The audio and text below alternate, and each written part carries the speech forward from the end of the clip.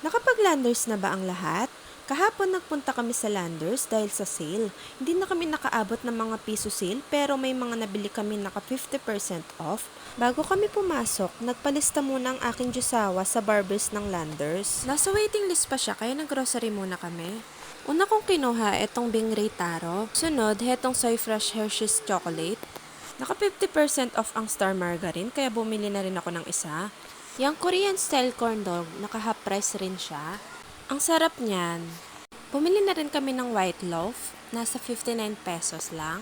Sakto, mahilig kaming kumain ng grapes kaya bumili na ako. Naka 35% off yan. Hindi ako nagsising bumili niyan kasi sobrang tamis. Itong mais naka half price kaya ginrab ko na rin. Masarap tong isahog sa nilagang baboy. Nakasale rin dito yung mga naka-marinate chicken. Pinili ko yung honey butter flavor. Naka 50% off din yung pork dumpling. Masarap yung i-partner sa ramen.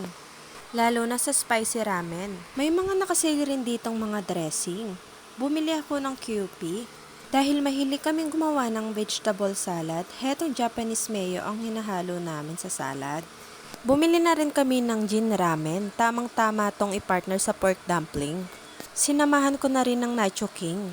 Sinulit ko na yung sale. Dinagdagan ko pa ng isa pang pack ng Bingray Taro.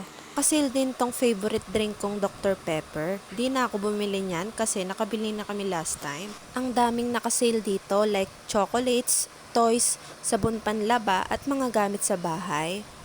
Dito pala sa barbers ng Landers, may free haircut for the member basta may receipt for proof of purchase ka sa kanila, any amount. Heto yung mga pinamili namin. Binili lang namin kung saan lang talaga kami makakasulit.